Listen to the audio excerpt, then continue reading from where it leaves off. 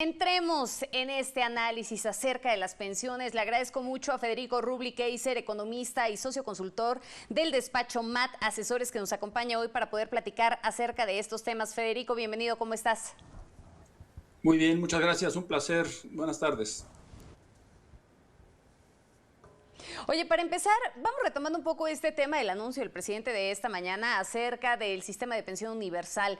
¿Cómo ves el anuncio del presidente? ¿Cuáles son los problemas de fondo que podemos encontrar hoy en día en nuestro sistema de pensiones y sobre todo en la calidad de vida que tienen hoy nuestros adultos mayores? Claro. Mira, yo creo que en primer lugar, antes de entrar en la problemática de lleno que esto representa, creo que hay que analizar el tiempo en el cual está dando él este anuncio, ¿no? O sea, hay que recordar que el año pasado mandó una adecuación a la ley de pensiones que, pues, atacaba ciertos aspectos, ¿no?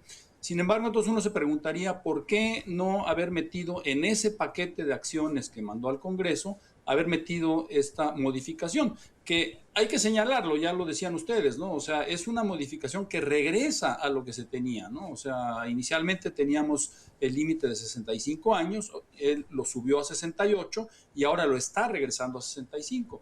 Pero bueno, lo que llama la atención es que lo haga justo 2 meses antes de las elecciones, cuando lo podría haber incluido en el paquete, ¿no? Ahora bien, estamos hablando, como bien sabemos, estamos hablando de lo que es el componente no contributivo de la pensión, ¿no? O sea, es un aspecto que construye la pensión general de las personas, ¿no? Es la parte no contributiva. Entonces, esta es la que está incrementándose, pues, en esta cantidad que señaló el presidente, diciendo que su objetivo es en 4 años, para el 2024, tenerla más o menos al doble, o sea, duplicarla. Esto implicaría, como él dijo, un primer aumento del 15% ahora en julio y cada enero de los siguientes 3 años, pues otro tanto, para más o menos llegar a los 6,000 y cacho de pesos bimensuales, ¿no?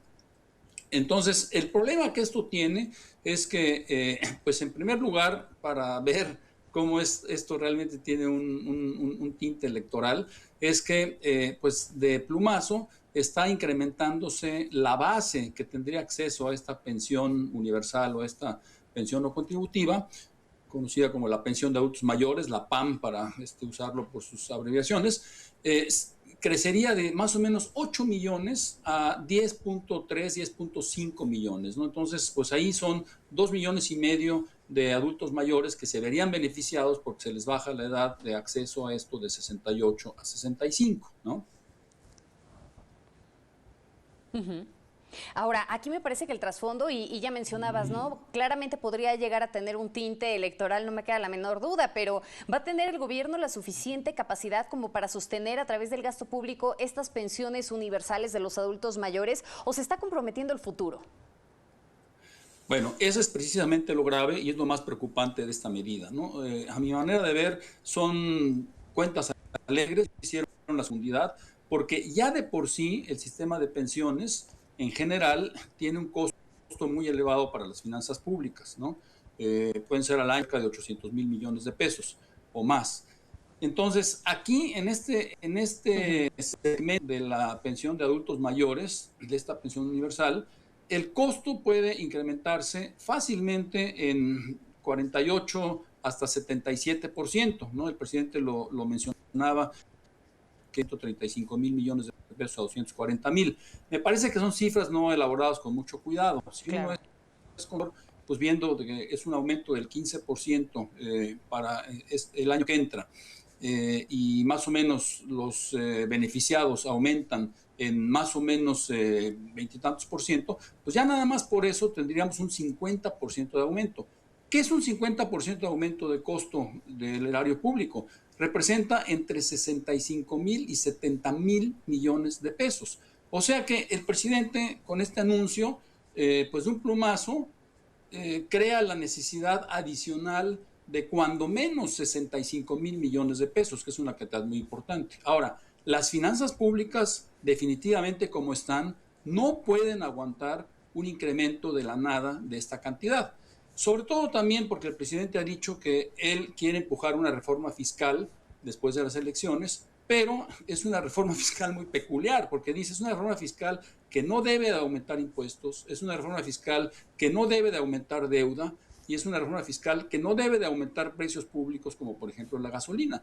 Entonces uno se preguntaría, ¿para qué hacer una reforma fiscal? Las reformas fiscales, nos guste o no nos guste, son para que el gobierno accese más recursos, son recaudatorias.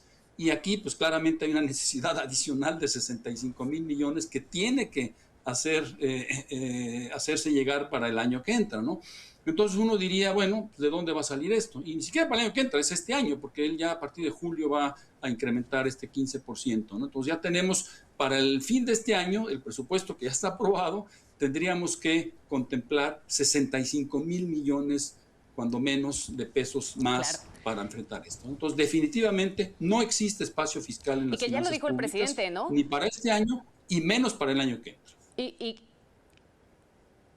Y que ya lo dijo el presidente, a ver, la intención no es incrementar más impuestos y la intención tampoco es dar más gasolinazos, entonces creo que esa duda sí queda en el aire, ¿no? De dónde se va a sacar el dinero, pero a ver, recibir un apoyo gubernamental sin duda es una excelente opción, pero el asunto es, ¿cuántos adultos mayores también vamos a tener de aquí a 10, 15, 20 años, ¿no? Cuando sabemos que esta población va a tender a incrementarse.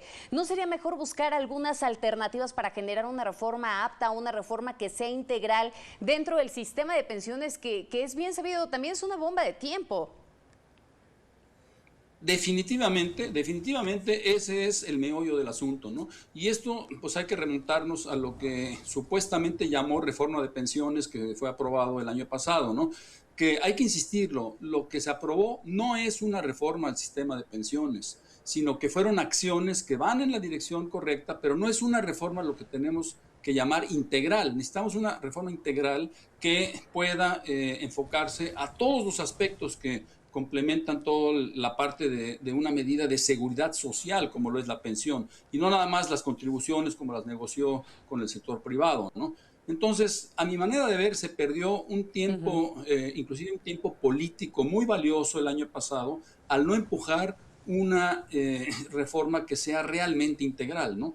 Desafortunadamente, pues ahí las noticias no son muy buenas porque pues ya nos estamos acercando ya prácticamente a la segunda mitad del periodo de gobierno y claramente por razones políticas no va a querer empujar una mejora a lo que supuestamente ya mandó como las acciones para las pensiones, ¿no? Entonces, desafortunadamente, el panorama no es muy halagüeño para los siguientes años, ¿no?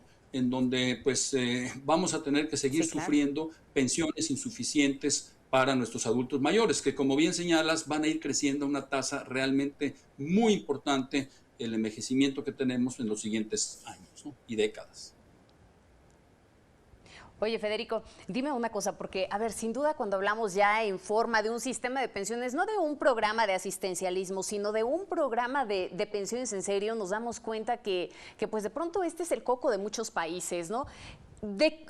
¿Qué ejemplo sería el que tendríamos que estar tomando para evolucionar en nuestro país a ese sistema de pensiones integral al que haces ahora referencia?